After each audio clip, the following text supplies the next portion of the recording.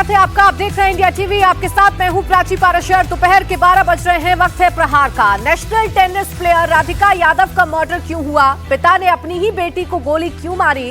इस हत्याकांड की असली वजह क्या है? राधिका मर्डर केस में रोज नए और चौंकाने वाले खुलासे हो रहे हैं। इस बीच दीपक के भाई और राधिका के ताऊ ने बड़ा खुलासा किया। दीपक के भाई ने बताया है कि बेटी की हत्या करने के बाद दीपक बहुत पछता रहा है। दीपक अब जीना नहीं चाहता है। इंडिया टीवी से बात करते हुए राकेश यादव ने बताया कि मुलाकात के दौरान दीपक ने उनसे क्या कहा कि भाई मैंने कन्यावध कर दिया, मुझे फांसी दिलवा दो। दीपक के भाई ने यह भी बताया कि वो अपनी बेटी से बहुत प्यार करता था। राधिका के टेनिस के शौक को पूरा करने के लिए दीपक ने उसके ऊपर पानी की तरह पैसा बहाया था। ऐसे में किसी को समझ नहीं आ रहा कि आखिर दीपक ने राधिका को क्यों मार दिया। टेनिस एकेडमी के सवाल पर दीपक के भाई ने कहा कि घर में इस बात को लेकर कोई विवाद नहीं था। भाई राकेश यादव ने मुलाकात के दौरान उससे यह भी पूछा था कि क्या लोग उस पर बेटी को लेकर ताना मारते थे, लेकिन उनके इस सवाल पर दीपक कुछ नहीं बोला, वो खामोश हो गया।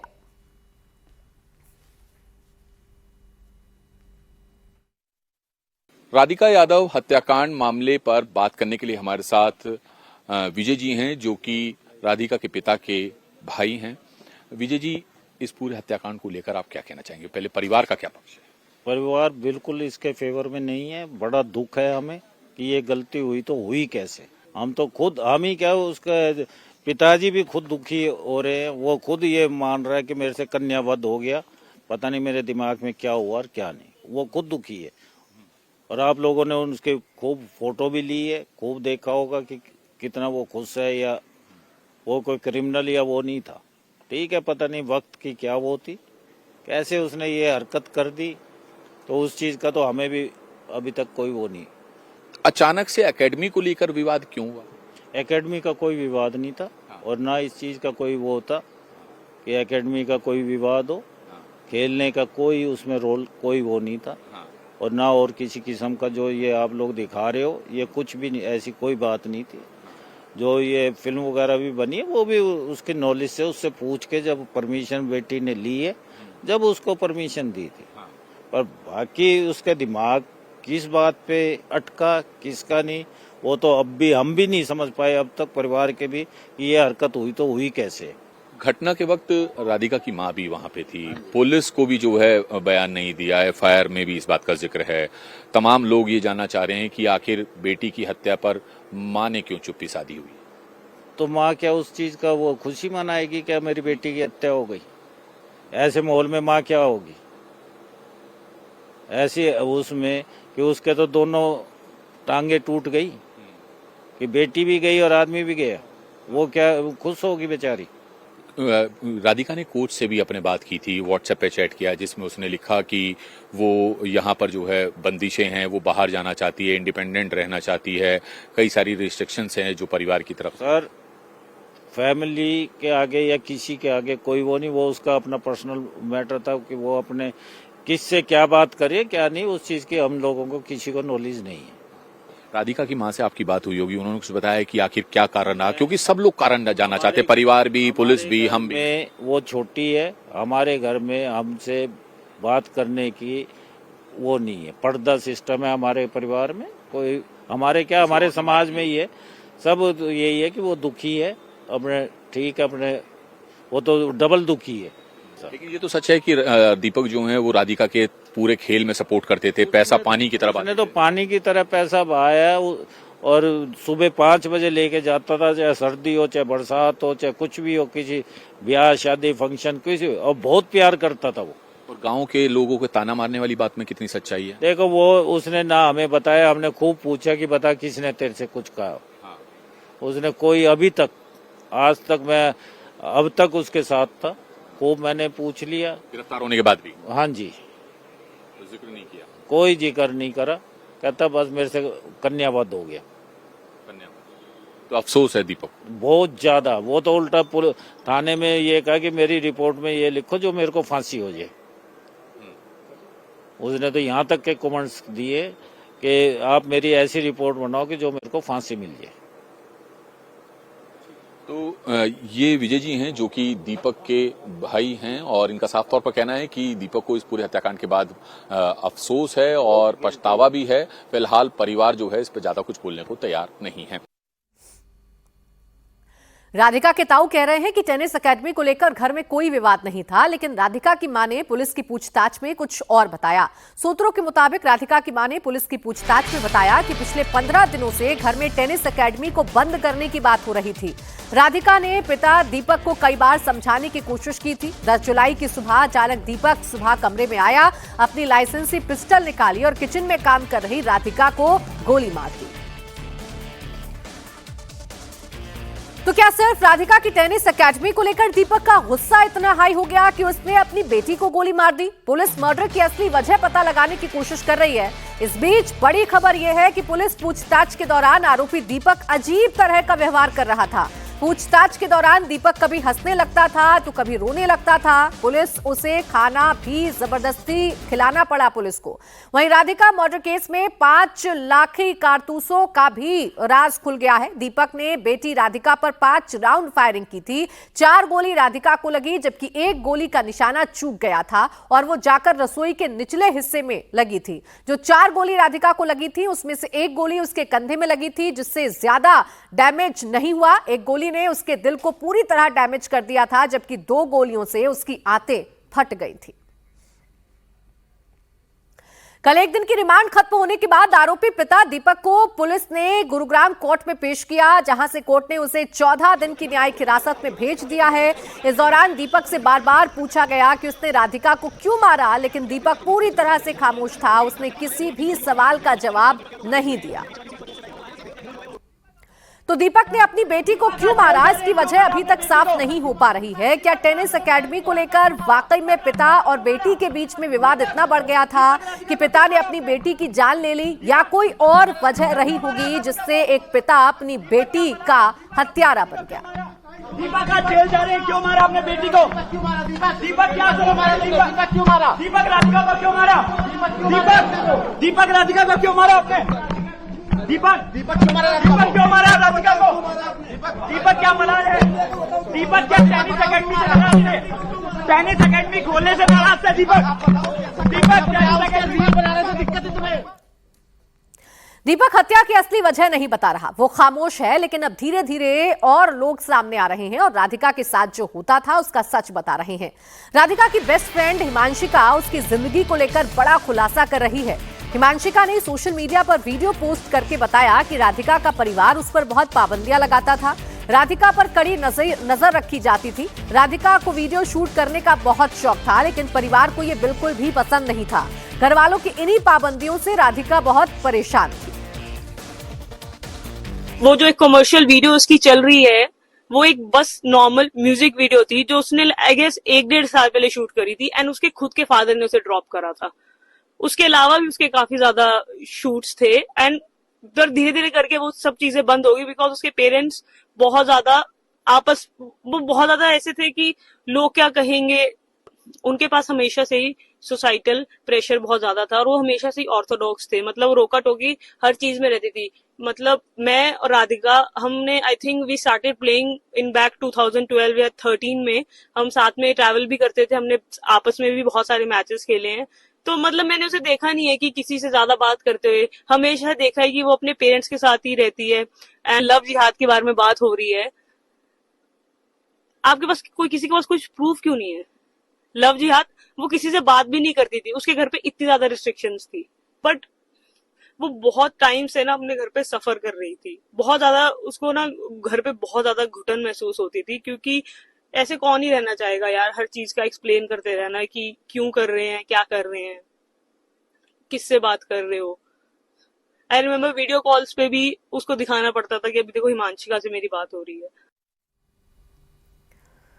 तो हिमांशिका के खुलासे से पहले सामने आया था कि दीपक ने 1.25 करोड़ रुपए खर्च कर बेटी को टेनिस एकेडमी खुलवाई थी। लेकिन अब खुलासा हुआ है कि राधिका अलग अलग जगहों पर रेंट पर टेनिस कोर्ट लेकर बच्चों को प्रैक्टिस कराती थी। पिता और बेटी के बीच इसी बात को लेकर कई बार झगड़ा हुआ था। दीपक को बेटी अलग अलग जगह कोचिंग देने जाना मंजूर नहीं था। राधिका यादव ने इसी साल मई में गुरुग्राम में टेनिस कोर्ट किराए पर लिया था। टेनिस खिलाड़ी सावन के साथ मिलकर उनका टेनिस कोर्ट रेंट पर बुक किया था।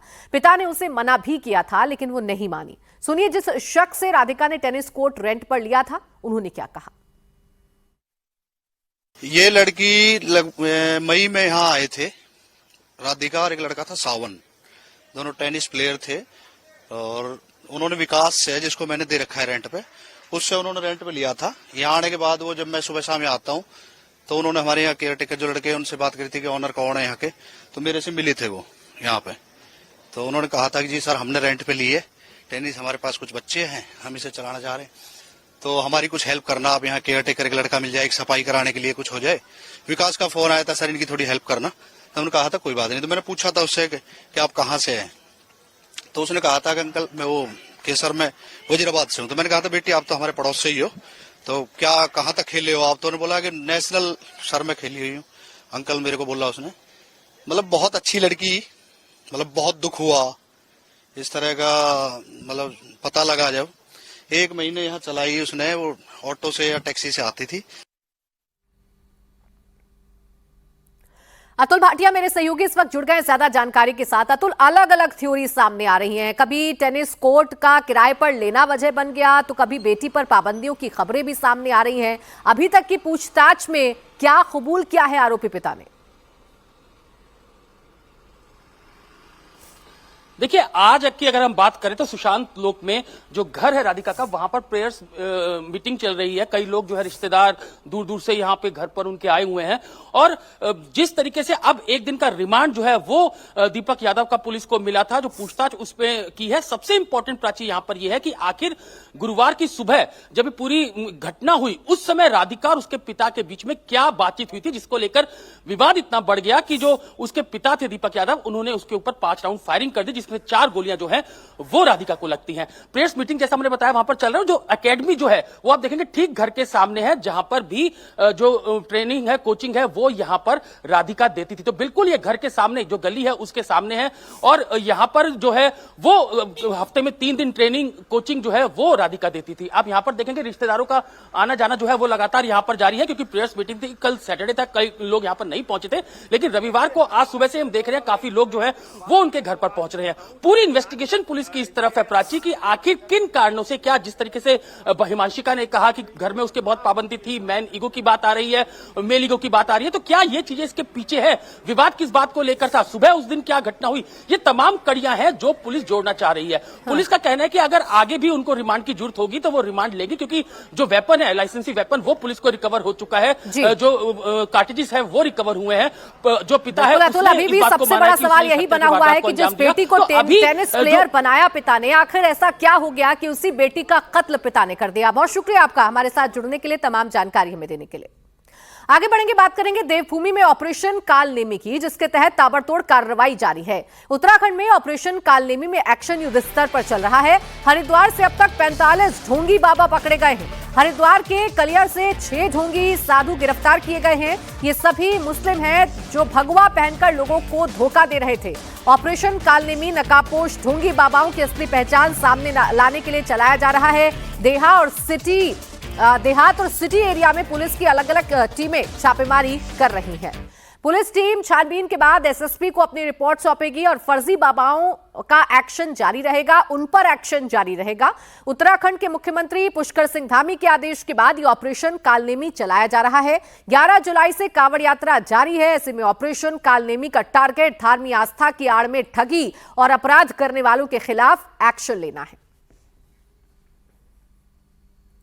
उत्तराखंड के हरिद्वार में ऑपरेशन कालनेमी में जबरदस्त एक्शन जारी है। पुलिस ने अभियान के तहत 45 फर्जी बाबाओं को अरेस्ट किया है। सिटी और देहात क्षेत्र की अलग अलग टीमों ने कई इलाकों में छापेमारी की, जिसमें कलियर से 6, कोतवाली नगर पुलिस ने 13, श्यामपुर में 18 और कनखल में 8 ढोंगी को गिरफ्तार किया गया है। पुलिस के मुताबिक साधु संतों के वेश में भोले भाले लोगों और खासकर महिलाओं को ठगने का काम किया जा रहा था। कांवड़ यात्रा जैसे धार्मिक जो अनुष्ठान है उसमें बड़े पैमाने पर यह धंधा चलाया जा रहा था, लेकिन पुलिस ने अब एक्शन लिया है। अरेस्ट किए गए लोगों का कहना है कि वो ठग नहीं है और भगवा पहनना उनके संप्रदाय का हिस्सा है। उत्तराखंड के सीएम पुष्कर सिंह धामी के आदेश के बाद ऑपरेशन कालनेमी पूरे उत्तराखंड में चलाया जा रहा है। हरिद्वार जनपद में भी यह ऑपरेशन चलाया गया और यहां पर 50 से ज्यादा संदिग्ध ऐसे लोग पकड़े गए जो भगवा पहनकर लोगों को बेवकूफ बना रहे थे। इनका अब वेरिफिकेशन किया जाएगा। ये आप तस्वीरें देख सकते हैं। इस वक्त पुलिस की कस्टडी में अलग अलग इलाकों से अलग अलग थानों की पुलिस ने तकरीबन 50 ऐसे बाबाओं को पकड़ा है। ऑपरेशन कालनेमी इसका नाम इसलिए रखा गया कि क्या आप वाकई में साधु हैं, क्या आपको वाकई में किसी तरीके का ज्ञान है, या फिर आप भगवा पहनकर लोगों को बेवकूफ बनाने का काम कर रहे हैं। और हम आपको बता दें कि जो 50 संदिग्ध पकड़े गए हैं अलग अलग जगहों से, उनमें 7 मुस्लिम भी हैं। 7 मुस्लिम जो हैं वो भी भगवा पहन के लोगों को बेवकूफ बना रहे थे। ये बता रहे थे कि वो भी बाबा हैं। कुछ लोग यहां पर मौजूद हैं, अलग अलग बाबा, उनसे बात करते हैं। क्या नाम है आपका? फुंकारनाथ। कहाँ के रहने वाले हैं फुंकारनाथ? आधा पुल के नीचे, पुल के नीचे। तो आप क्या बाबा बन के क्या काम करते हैं आप? सपेरे नाथ लोग हैं बाबू, सपेरे नाथ लोग पहले बाप दादे बीनों से मांगे थे, फिर अब ऐसे घूमते हैं। मतलब आप क्या भिक्षा मांगते हैं? हाँ, भिक्षा मांगते, आटा चावल। हरिद्वार पुलिस ने थाना पिरान कलियर में भी बड़ी कार्रवाई की। यहां 6 ऐसे बाबा पकड़े गए हैं जो मुसलमान होते हुए हिंदू चोला पहनकर घूम रहे हैं। ये लोग भगवा चोला पहनकर भिक्षा मांगते थे। कलियर इलाके से पुलिस ने रफीक अंसारी, महबूब, मोहम्मद अहमद, रशीद, मोहम्मद इमरान, मोहम्मद जैनुद्दीन को अरेस्ट किया है, जो धर्म बदलकर भगवा ओढ़कर लोगों से धोखेबाजी कर रहे थे। थाना पिरान कलियर ये इलाका पड़ता है हरिद्वार से, थोड़ा हरिद्वार जनपद में है, थोड़ा आउटर इलाके में है। आसपास कई यहाँ पर दरगाह हैं, मस्जिद हैं। और इस इलाके में भी जब ये सर्च ऑपरेशन चलाया गया, ऑपरेशन काल नमी के नाम पर, तो वहां पर ये 6 लोग जो है पकड़े गए हैं। 6 बाबा हैं और इन बाबाओं को पकड़ा गया है क्योंकि ये यहाँ पर इलाके में घूमते हैं, भीख मांगते हैं, भिक्षा लेते हैं। लेकिन इनको क्यों पकड़ा गया है, उन सभी से बात करेंगे। क्या नाम है? महबूब। आप कहाँ के रहने वाले? बरेली शरीफ के। तो यहाँ क्या करते हैं? यहाँ सब मांगने खाने आते हैं, सब आए थे सब साबिर साहब के दरबार पे। हमने चलो भाई सजदा भी कर लेंगे और कुछ कम खा भी लेंगे, मांगने खा लेंगे। यहाँ कुछ मांगने का काम करते हैं? जी हाँ। परिवार के और लोग? परिवार का कोई नहीं है। तो आप बरेली के रहने वाले हैं। क्यों पकड़ा है पुलिस ने? क्योंकि पुलिस ये कह रही है कि कई बार ऐसे लोग होते हैं, ऐसे बाबा होते हैं जो बाबा की आड़ में लोगों को बेवकूफ बनाते हैं, उन्हें धोखा देते हैं। तो ये ऑपरेशन चला रहे हैं। नहीं साहब, हम धोखे वाले इंसान नहीं है। हम लोग हैं बहुत शरीफ आदमी, क्योंकि हम अपना कमा खा के मांग खा के गुजारा कर लेते हैं। हरिद्वार में ऑपरेशन कालनेमी आगे भी जारी रहेगा। पूरे जिले में एआई और फेस रिकॉग्निशन कैमरों के से संदिग्धों की पहचान की जा रही है। 350 से ज्यादा कैमरों से लैस कमांड कंट्रोल सेंटर से पूरे हरिद्वार पर नजर रखी जा रही है। सीएम पुष्कर सिंह धामी स्पष्ट शब्दों में कह चुके हैं कि सनातन की आड़ में लोगों की आस्था से खिलवाड़ बर्दाश्त नहीं किया जाएगा। सीएम के आदेश के बाद उत्तराखंड पुलिस फर्जी बाबाओं के खिलाफ एक्शन ले रही है। साधु संतों का वेश लेकर धोखा देने वाले अरेस्ट किए जा रहे हैं। आस्था के नाम पर पाखंड फैलाने वालों पर सख्त कार्रवाई की जा रही है। पहचान बदलकर सनातन की आड़ में ठगने वालों पर ऑपरेशन कालनेमी के तहत एक्शन जारी है। एक बड़ा एक्शन हरिद्वार पुलिस ने भी लिया है ऑपरेशन कालनेमी में। कितने ऐसे कालनेमी पकड़े गए हैं, इनके बारे में क्या जानकारियां मिली, कैसे ऑपरेशन को अंजाम दिया गया? देखिए, माननीय मुख्यमंत्री जी के द्वारा ऑपरेशन कालनेमी लॉन्च किया गया था और इसके पीछे की मंशा यही थी कि इतने बड़े बृहद आयोजनों में और खासकर इसमें कई बार अपना आवरण चेंज करके कई लोग जो है पाखंडी लोग भी इसमें घुस जाते हैं। इसमें कई बार जो अपने एक धर्म विशेष की आस्था पे भी काफ़ी चोट पहुंचती है, इसकी इमेज पे भी बड़ा फर्क पड़ता है। और ये जो लोग अपना इस तरीके से आवरण चेंज करके इतने बृहद आयोजनों में आते हैं, उसके पीछे उनके अपने हिडन एजेंडाज होते हैं। और अब बात करेंगे धर्मांतरण के धंधे के मास्टरमाइंड छांगुर बाबा की। छांगुर नसरीन के साथ एटीएस की रिमांड में है और उससे पूछताछ में हर पल सनसनीखेज खुलासे हो रहे हैं। छांगुर ने धर्मांतरण का जाल कैसे बुना, कैसे हिंदू लड़कियों को फंसाया, अब इसका खुलासा हो रहा है। 4 तरीके से छांगुर और उसके साथी हिंदू लड़कियों को टारगेट करते थे। पहला तरीका लव जिहाद का, जहां पहचान छिपाकर हिंदू लड़कियों से दोस्ती की जाती थी, फिर धर्म परिवर्तन का दबाव बनाया जाता था। दूसरा तरीका गरीब लड़कियों का ब्रेन वॉश। तीसरा तरीका था नौकरी का झांसा देकर धर्म परिवर्तन करवाना। चौथा था लड़कियों को विदेश में सेटल करने का लालच देना। जैसे जैसे एटीएस की जांच आगे बढ़ रही है, छांगुर पर चौंकाने वाले खुलासे होते जा रहे हैं।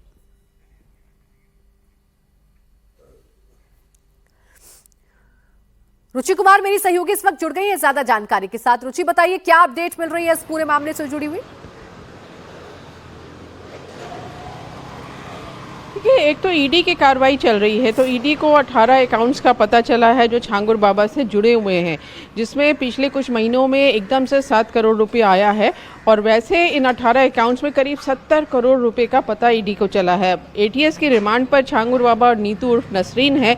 एटीएस पूछताछ में लगी है। छांगुर बाबा ने ये कहा है कि हाँ, उसके करीबियों के अकाउंट में पैसा आ रहा था, लेकिन ये धर्मांतरण के लिए नहीं था, ये धार्मिक कार्यों के लिए था। अब एटीएस को ये भी पता चला है कि छांगुर के 4 करीबियों ने नेपाल का पासपोर्ट ले रखा था और वो पासपोर्ट लेकर वो विदेश गए थे।